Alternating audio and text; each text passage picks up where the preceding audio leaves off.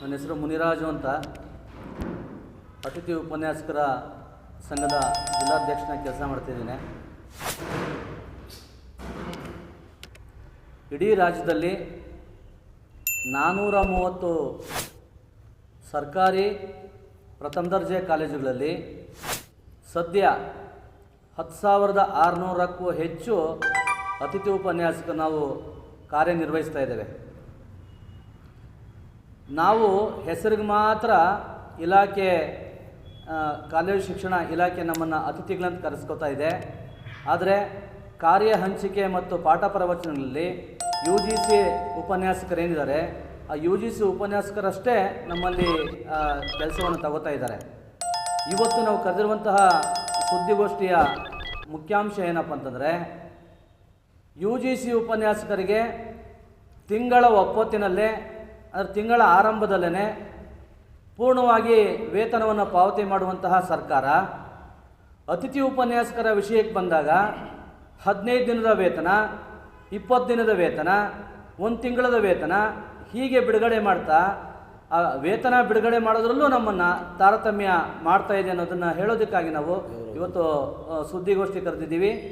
ಅತಿಥಿ ಉಪನ್ಯಾಸಕರಿಗೆ ಕೊಡ್ತಿರುವಂತಹ ಏನು ಹಣ ಇದೆ ಅದನ್ನು ಗೌರವಧನ ಅಂತ ನಮಗೆ ಪಾವತಿ ಮಾಡ್ತಿದ್ದಾರೆ. ವೇತನ ಅಂತನೋ ಪದ ನಮಗೆ ಅನ್ವಯ ಆಗಲ್ಲ ಅಂತ ಹೇಳ್ತಾರೆ. ಯಾಕಂದರೆ ವೇತನ ಪಡೆಯೋರು ಕಾಯಂ ಉಪನ್ಯಾಸಕರು ಅಥವಾ ಸಹಾಯಕ ಪ್ರಾಧ್ಯಾಪಕರಾಗಿರ್ತಾರೆ. ನಾವು ಹೆಚ್ಚುವರಿ ಕಾರ್ಯಭಾರಕ್ಕೆ ಕೆಲಸ ಮಾಡೋ ಕಾರಣಕ್ಕಾಗಿ ನಮಗೆ ಗೌರವಧನ ಅಂತ ಹೇಳ್ತಾರೆ. ಆ ಗೌರವಧನವನ್ನು ಗೌರವಯುತವಾಗಿ ಪಾವತಿ ಮಾಡೋದಕ್ಕೆ ಸರ್ಕಾರಕ್ಕೆ ಯಾವ ತೊಂದರೆ ಇದೆಯೋ, ಇಲಾಖೆಗೆ ಯಾವ ತೊಂದರೆ ಇದೆಯೋ ನಮಗಂತೂ ಅರ್ಥ ಆಗ್ತಾ ಇಲ್ಲ. ಯಾಕೆಂತಂದರೆ ನಾವು ಇದೇ ಗೌರವಧನವನ್ನು ಆಧರಿಸಿ ನಮ್ಮ ಕುಟುಂಬಗಳನ್ನು ಮುನ್ನಡೆಸ್ತಾ ಇದ್ದೇವೆ. ಮನೆ ಬಾಡಿಗೆ ಕಟ್ಟಬೇಕಾಗಿದೆ, ಆರೋಗ್ಯ ನೋಡ್ಕೋಬೇಕಾಗಿದೆ, ತಂದೆ ತಾಯಿನ ಕಾಪಾಡಬೇಕಾಗಿದೆ, ಮಕ್ಕಳ ಶಾಲಾ ಶುಲ್ಕ ಕಟ್ಟಬೇಕಾಗಿದೆ. 10 ಸಮಸ್ಯೆಗಳು ನಮಗಿದ್ರೂ ನಮಗೆ ಕೊಡುವಂತಹ ಗೌರವಧನವನ್ನು 15 ದಿನಗಳ ಗೌರವಧನ ಬಿಡುಗಡೆ ಮಾಡಿರುವಂಥ ಈ ಕ್ರಮ ಇದೆಯಲ್ಲ, ಇದು ಸರ್ವತಾ ಸರಿಯಲ್ಲ ಅಂತ ಅನ್ನೋದನ್ನು ನಾನು ಕಡಾಖಂಡಿತವಾಗಿ ಹೇಳೋಕ್ಕೆ ಇಚ್ಛೆ ಪಡ್ತೀನಿ. ಸ್ನೇಹಿತರೆ, ನಮಗೆ ಇವತ್ತಿನ ಸಿದ್ದರಾಮಯ್ಯ ಅವರ ಸರ್ಕಾರ 2024 ಜನವರಿಯಲ್ಲಿ ಏನು ನಾವು 46 ದಿನಗಳ ಕಾಲ ಸುದೀರ್ಘವಾದ ಹೋರಾಟ ಮಾಡಿದ್ವಿ. ಆಗ ನಮ್ಮ ಜೊತೆ ಒಂದು ಸಂಧಾನ ಸಭೆ ನಡೀತು. ಆ ಸಂಧಾನ ಸಭೆಯಲ್ಲಿ ನಿಮಗಿರುವಂತಹ ಏನು ವೇತನ ಇದೆ, ಈ ವೇತನವನ್ನು ಹೆಚ್ಚಳ ಮಾಡ್ತೀವಿ, ನಿಮ್ಮನ್ನು ಕಾಯಮಾತಿ ಮಾಡೋಕ್ಕಾಗಲ್ಲ ಅಂತ ಹೇಳಿ, ನಿಮ್ಗೆ ಇಚ್ಛೆ ಇದ್ದರೆ ತರಗತಿಗೆ ಹೋಗಿ, ಇಲ್ಲದೇ ಇದ್ದರೆ ಹೊಸಬರು ನೇಮಕಾತಿ ಮಾಡ್ಕೋತೀವಿ ಅಂತ ನಮ್ಗೆ ಒತ್ತಡ ತಂತ್ರ ಅನುಸರಿಸಿದ ಕಾರಣಕ್ಕಾಗಿ ನಾವು ವಿಧಿ ಇಲ್ಲದೆ ನಾವು ಕಾಲೇಜುಗಳಿಗೆ ಬರಬೇಕಾಯಿತು. ಆವತ್ತು ಸರ್ಕಾರ ಹೇಳ್ತು 10 ತಿಂಗಳ ನಿಮ್ಮನ್ನು ಉದ್ಯೋಗಕ್ಕೆ ನೇಮಕ ಮಾಡ್ಕೋತೀವಿ ಅಂತ.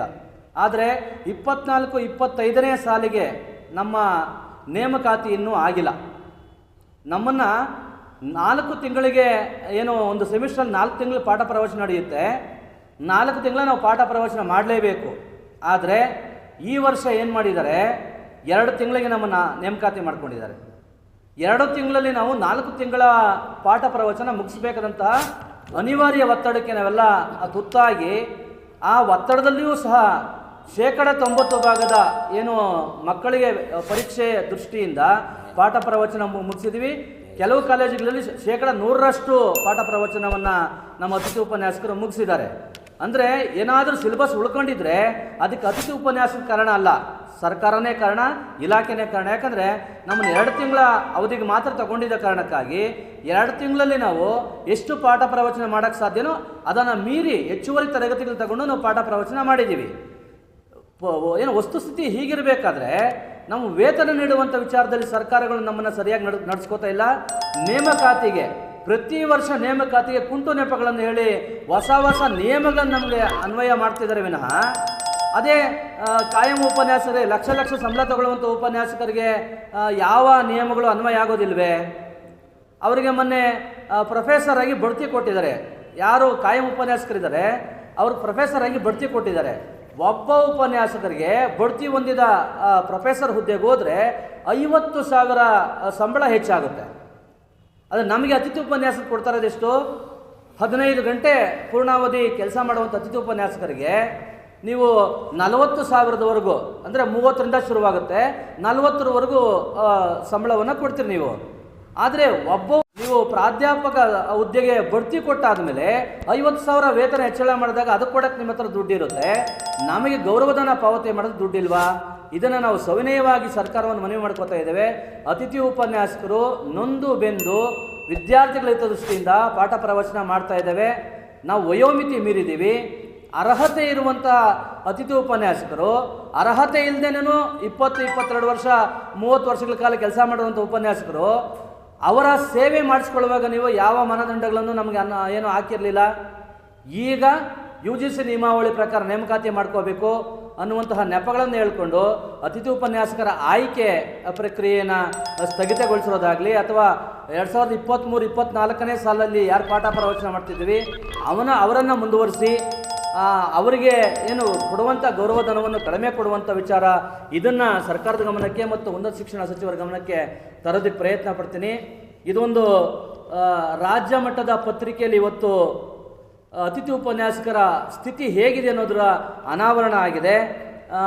ನೋಡಿ ಮಾಧ್ಯಮ ಮಿತ್ರರೇ, ಇವತ್ತಿನ ರಾಜ್ಯ ಮಟ್ಟದ ಪತ್ರಿಕೆಯಲ್ಲಿ ಒಬ್ಬ ಅತಿಥಿ ಉಪನ್ಯಾಸಕ ಕೆಲಸ ಮಾಡ್ತಿದ್ದವರು ಮಾನಸಿಕ ಅಸ್ವಸ್ಥನಾಗಿ ಓಡಾಡ್ತಾ ತನ್ನ ಬದುಕನ್ನು ಏನು ಕಳ್ಕೊಳ್ಳುವಂಥ ಸಂದರ್ಭದಲ್ಲಿ ಅವರ ಪಾಠ ಪ್ರವಚನ ಕೇಳಿದಂಥ ಒಬ್ಬ ಶಿಷ್ಯ ಅವರನ್ನು ಗುರುತಿಸಿ ಅವರಿಗೆ ಸೂರಿಲ್ಲ, ಅವರ ಆರೋಗ್ಯ ಕೆಟ್ಟಿದೆ, ಅವರ ಆರೋಗ್ಯವನ್ನು ಸರಿಪಡಿಸುವತ್ತ ಗಮನ ಕೊಟ್ಟಿದ್ದಾರೆ ಅಂತಂದರೆ, ಅತಿಥಿ ಉಪನ್ಯಾಸಕರು ರಾಜ್ಯದಲ್ಲಿ ಸುಮಾರು ಜನ ಆತ್ಮಹತ್ಯೆ ಮಾಡ್ಕೊತಿದ್ದಾರೆ, ಒತ್ತಡಕ್ಕೆ ಒಳಗಾಗಿ ಹೃದಯಾಘಾತಕ್ಕೆ ತುತ್ತಾಗ್ತಾ ಇದ್ದಾರೆ.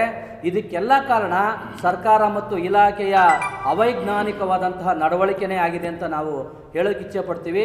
ನಾವು ಪರಿಪರಿಯಾಗಿ ಸರ್ಕಾರವನ್ನು ಕೇಳ್ಕೊಳ್ಳುವಷ್ಟೇ, ನಮಗೆ ಕೊಡುವಂತಹ ಕನಿಷ್ಠ ಗೌರವಧನವನ್ನಾದರೂ ತಿಂಗಳ ಆರಂಭದಲ್ಲೇ ಕೊಡೋ ಪ್ರಯತ್ನ ಮಾಡಿ. 1 ವರ್ಷಕ್ಕೆ ಅತಿಥಿ ಉಪನ್ಯಾಸಕರಿಗೆ ಏನು ಬಡ್ಜೆಟ್ ಆಯವ್ಯಯನ್ನು ನಿಗದಿ ಮಾಡ್ತೀರಿ, ಆ ವರ್ಷ ಪೂರ್ತಿ ಒಂದೇ ಸಾರಿ ಕೊಟ್ಟಿದ್ದೇ ಆದರೆ ತಿಂಗಳ ನಮಗೆ ಪಾವತಿ ಮಾಡೋದಕ್ಕೆ ಸಾಧ್ಯ ಆಗುತ್ತೆ.